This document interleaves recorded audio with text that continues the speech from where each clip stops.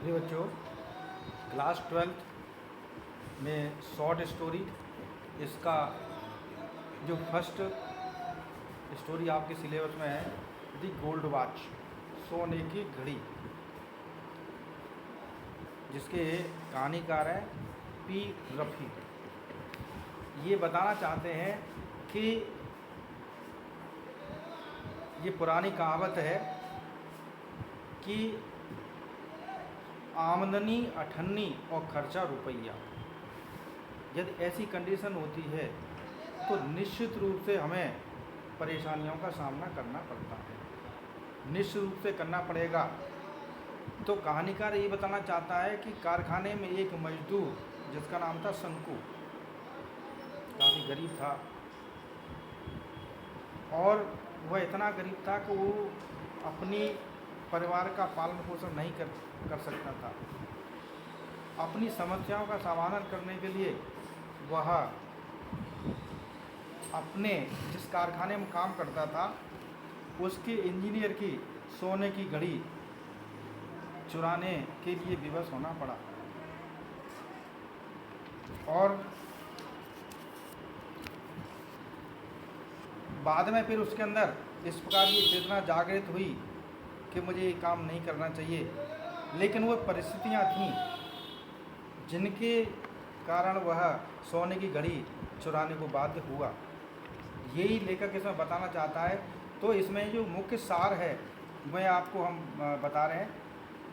आपने इसमें लिखा summary of the story in English में लिखा है इसमें। तो इसका देखिए, सबसे पहला है गोल्ड वॉच।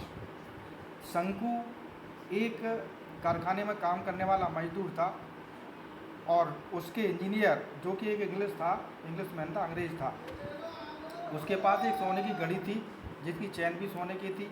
और वह अक्सर अपनी घड़ी को जब लंच करने के लिए जाता था तो दोपहर को बेच कर छोड़ जाता था। जब शंकु ने ये देखा तो उसके मन के अंदर इस प्रकार के विचार आए। शंकु की कंडीशन क्या थी? शंकु एक बहुत ही गरीब आदमी था और वो कर्ज में डूबा हुआ था। उसने पैसा ले रखा था, उसे वापस करना था, लेकिन उसके पास कोई पैसा नहीं था। इसलिए वह सोने की घड़ी चुरा करके अपने कर्ज को चुकाना चाहता था ताकि वह लोगों की कटाक्ष से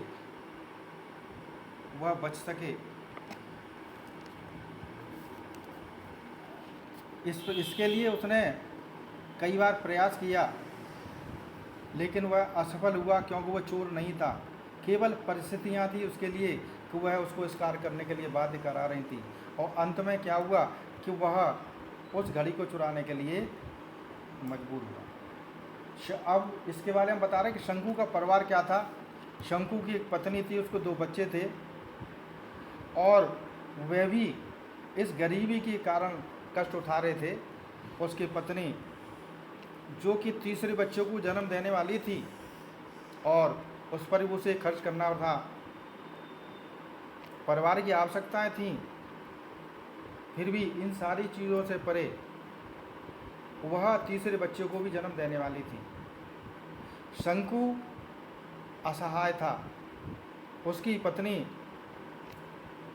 बच्चे के लिए मलहम चाहती थी, बच्चे को पिलाने के लिए उसके पास दूध नहीं था, तो उसके लिए केले के लिए कहती है कि उसके लिए केले लेके आना ताकि बच्चा रात को रोए नहीं, भूख से रोता है, लेकिन उसके पास ये सब पैसा नहीं था। और जब उसने अपनी पत्नी को देखा कि ये प्रेग्नेंट है तो उसके अंदर और इस प्रकार के भाव उत्पन्न हुए कि भई अब मैं क्या करूं। इसलिए शंकु ने घड़ी चुराई। उस दोपहर को प्रत्येक जिस प्रकार के लंच के समय सभी बाहर चले जाते हैं, ब्रिटिश इंजीनियर भी अपने लंच करने के लिए और चला जाता है अपने ऑफिस से बाहर। शंकु साहस जुटाता है और उस सोने की घड़ी को जो ऑफिस में रखी हुई थी, एक खिड़की थी वो खुली हुई थी, तो उसमें से वह चुराने की कोशिश करता है और घड़ी को चुरा लेता है। लेकिन जब वह घड़ी चुरा लेता है, आफ्टर स्टीलिंग द वॉच शंकु फेल्ट हाईली नर्वस, वह अपने आप को एकदम ही नर्वस महसूस करता है, वह कांपने लगता है। He trembled, he was badly afraid of being caught, insulted and dismissed. वह बहुत बुरी तरह से डरता है कि वह पकड़ा जाएगा, उसकी बेइज्जती होगी, उसे कार से निकाल दिया जाएगा। इसलिए क्या करता है, जब इतना हताश हो जाता है, डर जाता है, तो वह उस घड़ी को और वह पुनः मेज पर वापस रख देता है। तो यहाँ लेखक ये बताना चाहता है शंकु किन परिस्थितियों के कारण उस सोने की घड़ी को चुराने को मजबूर हुआ, फिर किस तरीके से उसके अंदर नैतिक चेतना जागृत होती है, तब उसे वहीं पर वापस रख देता है। इसी के अंदर ये शॉर्ट क्वेश्चन हमने जो दिए हैं, इसमें इसकी हिंदी भी साथ में दे रखी है और आंसर की भी हिंदी दे रखी है, इसलिए शायद आपको कोई प्रॉब्लम नहीं आनी चाहिए, आराम से इसे कर सकते हो। ये बहुत ही इंपॉर्टेंट क्वेश्चन है आपके बोर्ड के एग्ज़ाम के लिए, ये आपको करने हैं और कोई परेशानी हो तो हमें बता देना। ओके।